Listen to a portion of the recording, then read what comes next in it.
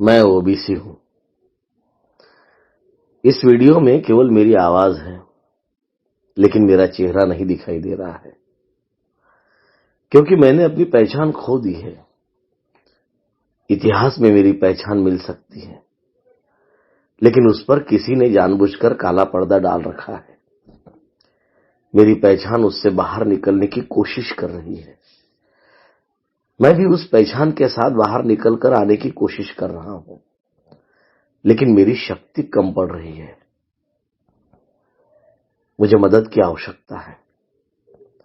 आज मेरी आवाज कहीं सुनाई नहीं दे रही, लेकिन आप मुझे सुन लेना।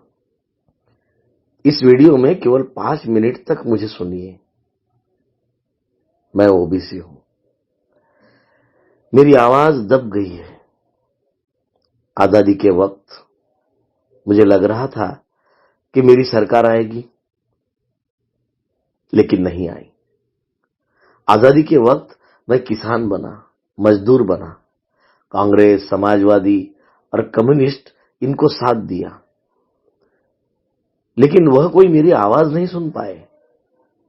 अगर सुनते तो भारतीय संविधान के अनुच्छेद 340वें प्रावधान पर अमल करते, लेकिन उन्होंने ऐसा नहीं किया।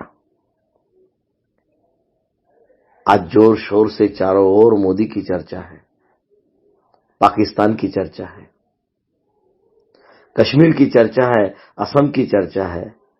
मीडिया, पक्ष और विपक्ष दोनों चिल्ला चिल्ला कर इसकी चर्चा कर रहे हैं, और इसमें मेरी आवाज दब गई है। आज सिटीजनशिप अमेंडमेंट बिल की चर्चा हो रही है, एनआरसी की चर्चा हो रही है, लेकिन मेरी चर्चा कोई नहीं कर रहा है। मैं चिल्ला रहा हूं, चीख रहा हूं। आप एनआरसी की बात कर रहे हो। इस देश में कितने हिंदू, कितने मुस्लिम हैं, कितने असमी हैं, कितने गुजराती हैं, कितने मराठी हैं, इन सब की चिंता है आपको। परंतु कितने ओबीसी है, इसकी चिंता किसी को नहीं है। अगर मेरी जनसंख्या का पता चल जाए तो मैं देश की विधानसभाओं में, देश की संसद में अपना प्रतिनिधित्व मांग सकता हूं।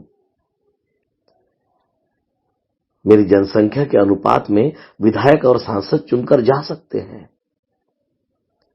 जनसंख्या के आधार पर मैं यह कानून बनाने के लिए कह सकता हूं, लेकिन मेरी आवाज ही दब रही है। क्या मेरी आवाज आपको सुनाई दे रही है? मैं ओबीसी हूं। इस देश की कुल जनसंख्या का 52% हूं, अर्थात आधी आबादी मेरी है, लेकिन फिर भी मुझे मदद करो। अभी 2021 की जनगणना की प्रक्रिया शुरू हो गई है। इस बार अमित शाह देश के लोगों की डिजिटल जनगणना कराएंगे, लेकिन मेरी ओबीसी के नाम पर जनगणना करने का कोई इरादा मोदी शाह के सरकार का नहीं है। मैंने मेरे लोगों को चिल्ला चिल्ला कर कहा कि एक हो जाओ, आवाज करो, आवाज दो, लेकिन सबकी आवाजें दब गई हैं। मैं देश में 4700 से भी ज्यादा जातियों में बंट गया हूं। जातिवाद की इस जाल के कारण मैं संगठित नहीं हो पा रहा हूं। मेरे जाति जातियों की कोई चर्चा नहीं हो रही है। अगर मेरी जातिगत जनगणना होगी तो मेरी जनसंख्या का अनुपात समझ में आएगा कि मेरे कितने लोग कहां तक पढ़े लिखे हैं। उनके अनुपात में मैं सरकारी और निजी क्षेत्र में प्रतिनिधित्व मांगूंगा। मेरी जनसंख्या के आधार पर हर क्षेत्र में मेरा प्रतिनिधित्व होना चाहिए, यह मेरी इच्छा है। मैं इसके लिए चिल्ला रहा हूं। क्या मेरी आवाज आप तक पहुंच रही है? कहते हैं मैं इस देश का मूल निवासी हूं। सिंधु घाटी की सभ्यता की रचना और विकास मैंने किया। मैंने ही इस देश को बनाए रखा। धर्म के ठेकेदारों ने तो समय समय पर देश को बेचा और उनकी धर्म पुरोहितों की गद्दी को कायम रखा, उनकी धर्म सत्ता को कायम रखा, लेकिन मैं गुलामी में रहा। मेरे लिए भारत के संविधान में कई अधिकार लिखे हैं, लेकिन वे अधिकार न तो मुझे बताए गए और न ही संविधान को लागू किया गया। मेरी आज की आवश्यकता मेरा विधानसभा और संसद में प्रतिनिधित्व होना, साथ ही आईएएस, आईआरएस, आईपीएस जैसे सरकारी पदों पर मेरा प्रतिनिधित्व होना चाहिए। निजी कंपनियों में मेरा प्रतिनिधित्व होना चाहिए। कल तक मैं ओबीसी पालकी ढोता था, आज कार ड्राइव कर रहा हूं। कल पालकी में ब्राह्मण पुरोहितों, बनियों, सेठों और राजा सूबेदारों के लोग बैठते थे, और आज भी वही लोग हैं जो धर्म सत्ता, आर्थिक सत्ता और राज सत्ता में बैठे हैं, और मैं उनकी कार का ड्राइवर बना हूं। कल मैं उनका द्वारपाल था, ईमानदार सेवक था, खानसामा था, उनके लिए पानी भरता था, हवा के लिए पंखा चलाता था। आज भी वही काम कर रहा हूं। मैं ओबीसी हूं। मैं ओबीसी हूं, मेरी पहचान खो गई है। आप मुझे पूछेंगे कि मेरा धर्म और समाज में क्या स्थान है। मैंने खुद को यह सवाल पूछा कि क्या मैं ब्राह्मण हूं? जवाब आया नहीं। मैंने फिर पूछा कि क्या मैं क्षत्रिय हूं?